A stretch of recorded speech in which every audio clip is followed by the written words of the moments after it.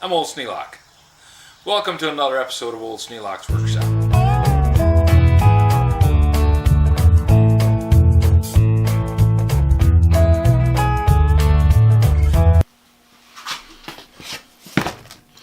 This is the wheel off the hand cart that I use out in the garage.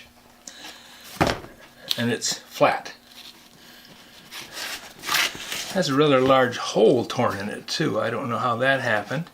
It's not all the way through the tread, but it is definitely split. Probably from sitting flat.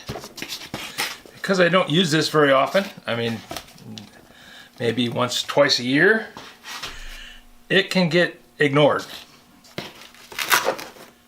And I suppose if I was a true maintenance aficionado, I would be checking these things all the time.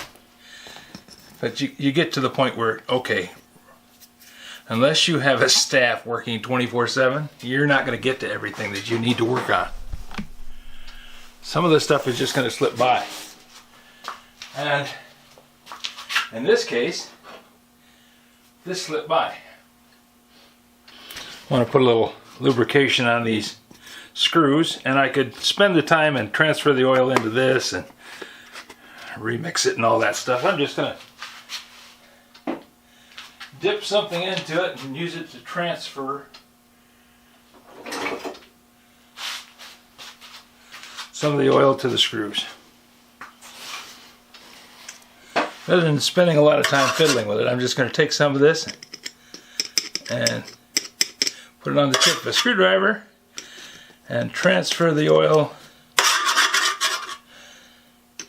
to the screws.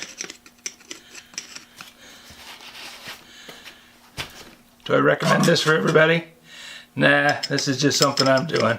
If you find yourself in a pinch, which I seem to find myself in a pinch a lot, perhaps I'm overloading my work schedule.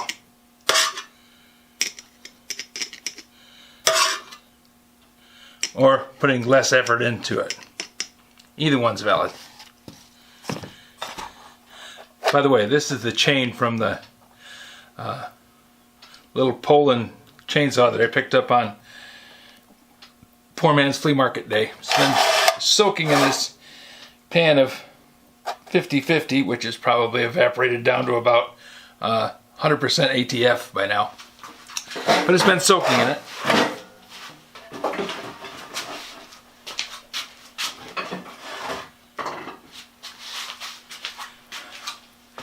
And because I don't need that chainsaw, it is so far down the list that I am not getting back to it anywhere near as fast as I would like to. Let's see. Well, this is not the proper socket, but it is a 6-point, so it will work. So I'm going to use it, because getting done is often more important than having exactly the right tool.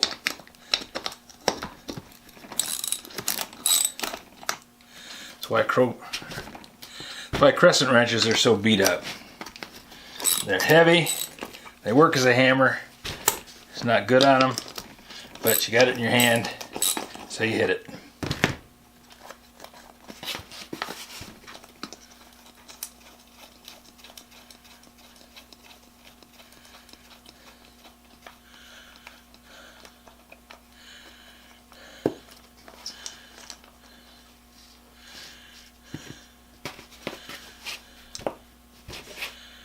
One of the oddest things is little tiny lock washers. I mean, little tiny lock washers.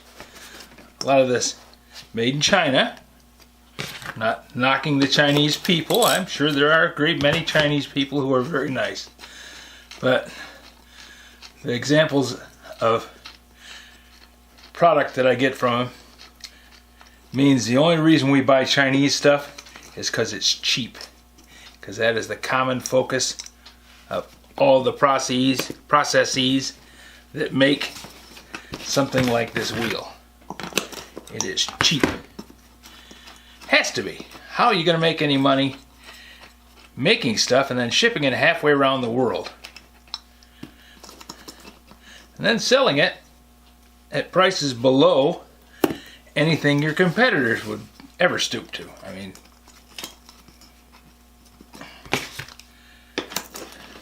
common practice in retail to try and undercut your competitors.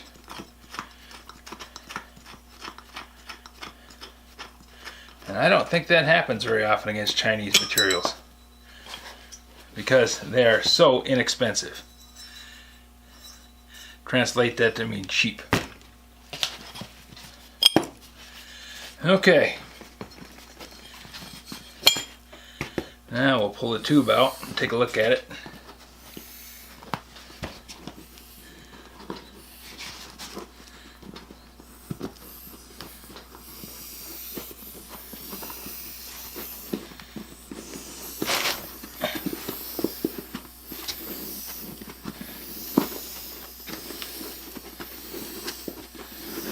Now this whole assembly, last time I bought one, cost me $4. Yeah, that's why you can't compete against this stuff. $4. Now, to check this for leaks, I can use a variety of methods. I'm going to inflate the tube. And to do that,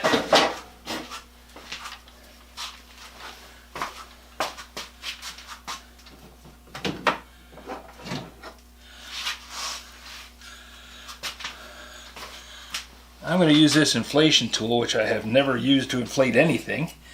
I just checked it to see if it was working.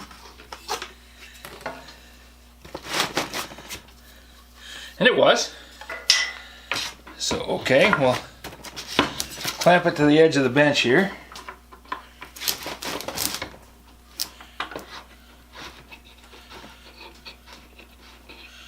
Let's see.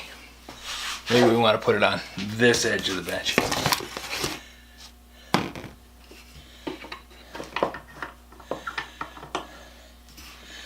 Just so that the handle will be a little easier to reach.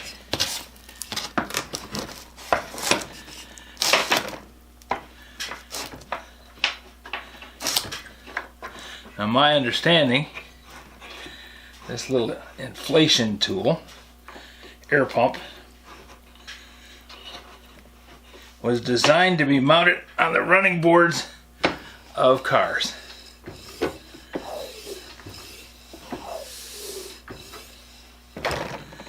Now we'll see if this little air pump works. If not, I have another one.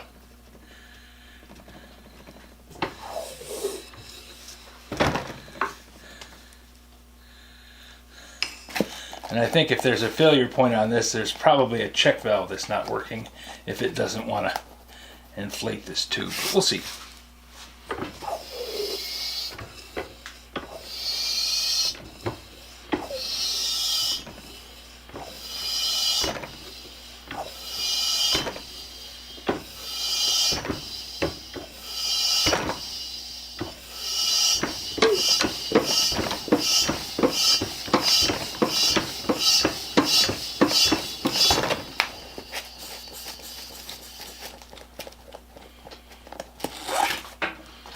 There we go.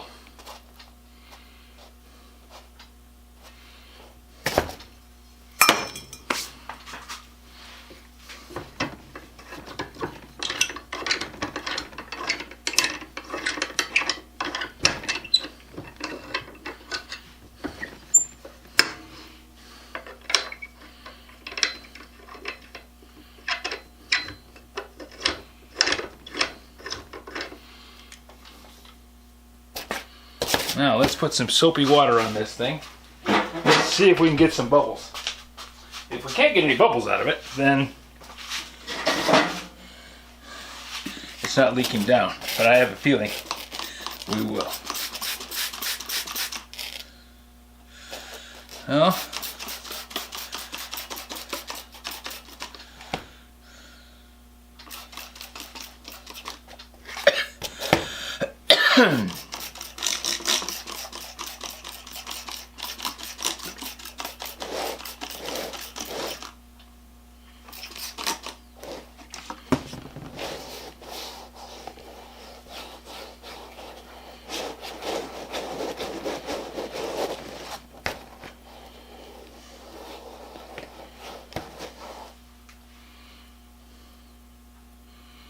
Well, look at that. No bubbles. That's a happy thought.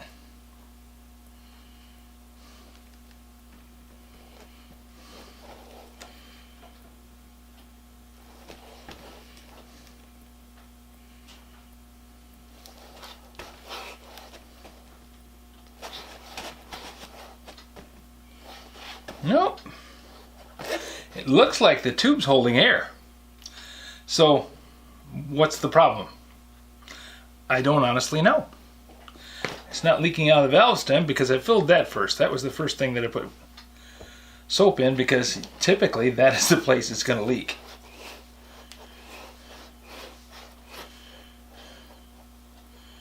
But it's not.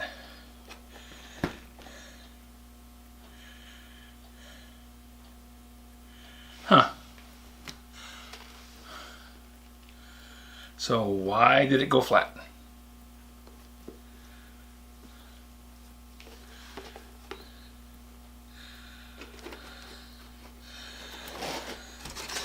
What I'm doing now is looking inside to see if I got a nail or a screw sticking in through the tire wall, because this thing lives a hard life. It's got a rough time just being a tire. I'm not seeing anything. Holding air, it's not bubbling. Okay, cool. We're going to say nothing wrong with this tube.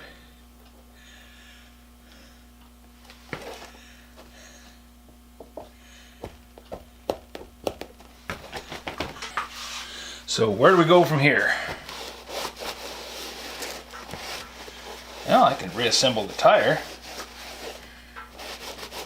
But before I do that, I'm going to put some super glue on this spot on the tire where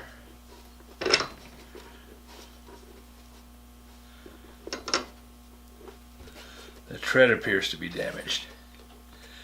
Two places, here and here. That would go along with, yep, okay, this has been sitting flat for a while. Not unusual. Like I said, I don't use this often, and if it developed a leak and bled down, I probably wouldn't notice.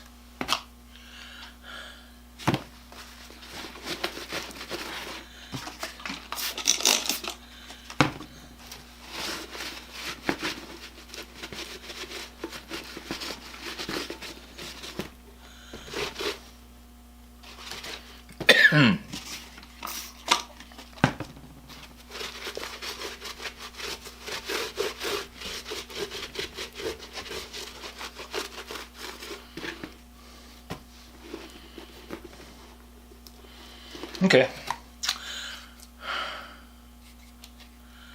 This is Scotch Weld PR gel, clear, plastic and rubber instant adhesive. And 65 Ford turned me onto this stuff and said that he used it to seal up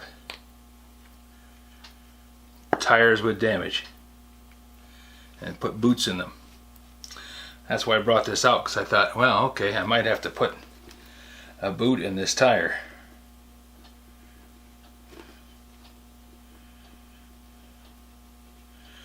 But I'm not seeing evidence of that need. I am seeing evidence that this tube could use some assistance, this tire could use some assistance.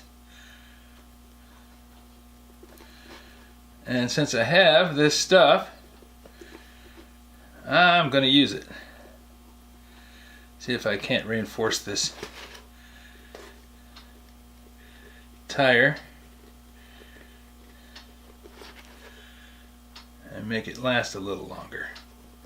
Because, you know, like I said, this is about $4, which, of course, that was purchased many, many months ago. I've had this tire around for a long time. The price could be crazy now.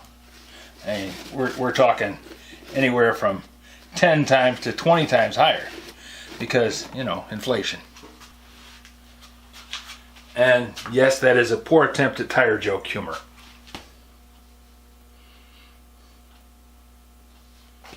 Valve core removal tool. Schrader valve.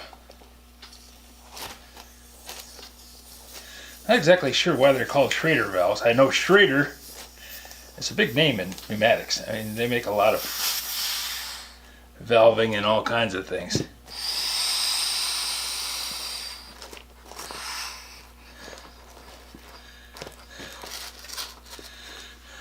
I used them quite a bit when I was building equipment because they were very good pneumatic controls.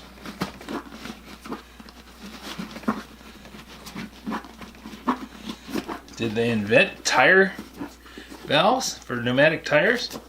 Because, you know, balloon tires weren't a thing for a long time.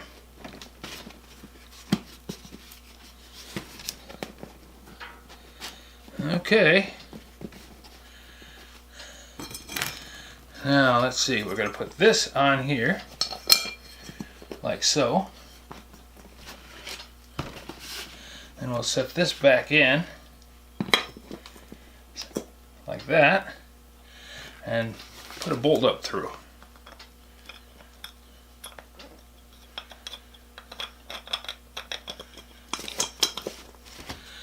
And put on a washer, lock washer, laughingly called a lock washer. Tiniest lock washer I've ever seen on a bolt this size, but then it's metric. Maybe metric is looking at bolts in a different way. They work. I mean, considering what you do with this kind of tire, this is a handcart tire. It's not something you put on expecting it to last for centuries. And it's usually put on in conditions where the tire is going to hold up to most of the load.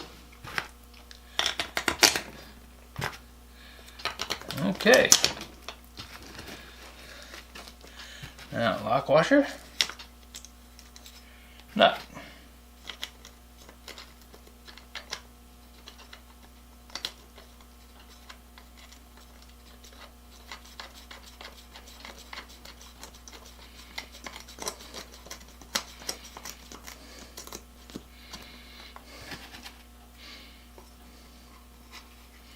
Lock washer, nut. By no means a job to be proud of, but getting it done is getting it done. Being done has its own beauty.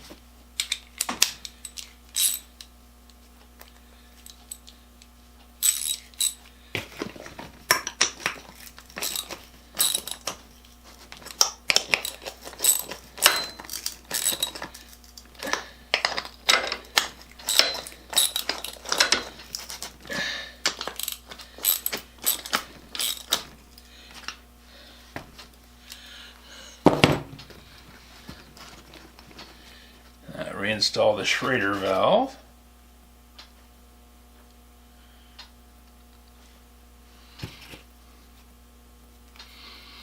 Cute little thing. This is a handy thing to have if you're a bicyclist. It lets you chase the threads inside the valve stem with this little thread chaser here. Lets you remove and install the Schrader valve here. This lets you chase the threads on the outside of the valve stem. Not that that's necessarily an important part of the process, but you know, If you get dirt on them, this will clean off the dirt.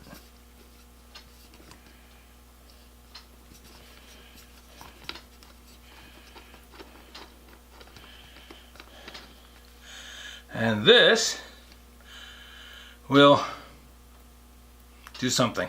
Not sure what. I'll have to look that up. Never really ran into using this little pointy end. Drill a hole in the side of the tire. I can't see that as being a positive thing unless you're perhaps wanting to... No apparent reason for it.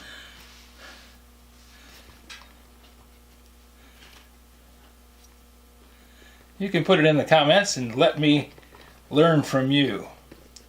That would be a nice exchange of information.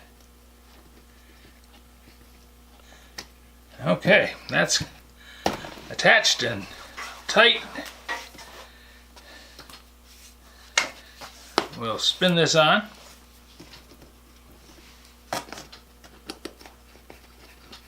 It's fun to use. This is a tool that I picked up for little or nothing. I think it was $15, I'm not sure, something like that. And I got it at the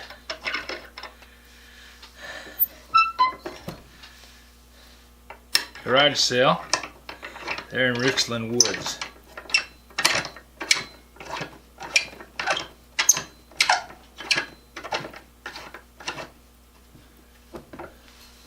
Okay. Everything's up together and ready to go.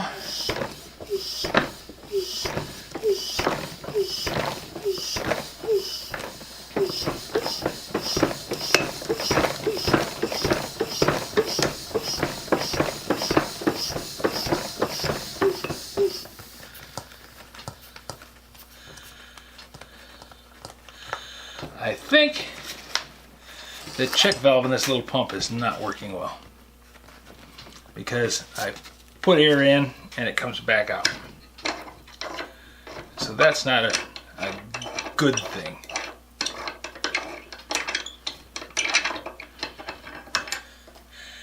But what the heck, we got a test done on the pump. And I got some air in the tire. Seems to be holding that little bit of air that I've got in there. And I have another tire pump. So we'll remove this one from the bench.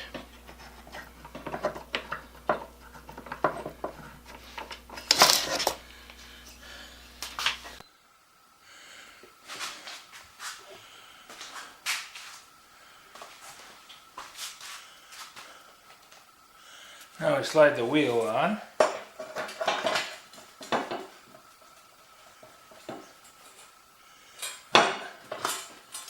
The axle is slid.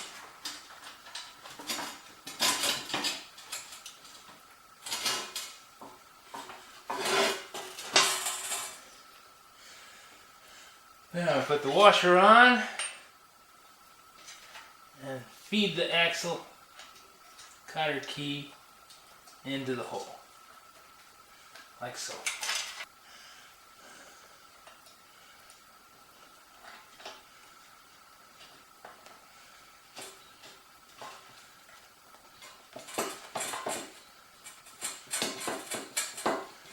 There we go. Now we've got it in.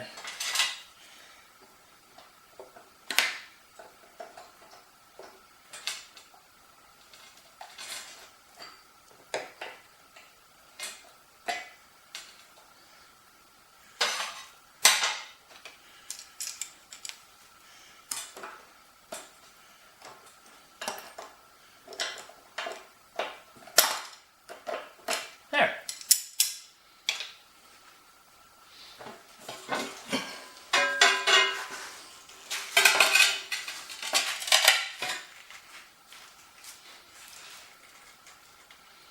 Holding some air pressure, but not a lot.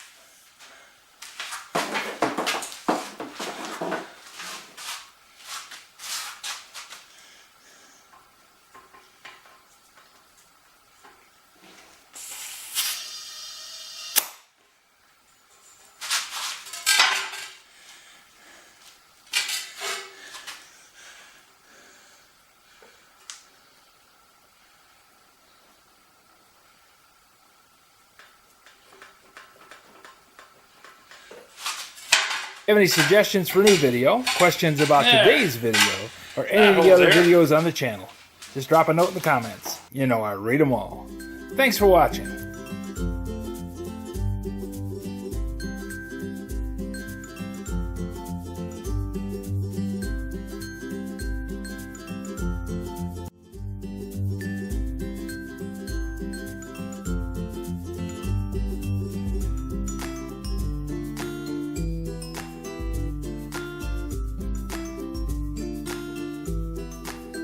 This video is not to be viewed by anyone under the age of 13 in the U.S. or 16 in the European Union without the express written permission of the parents or the legal guardians of the underage person.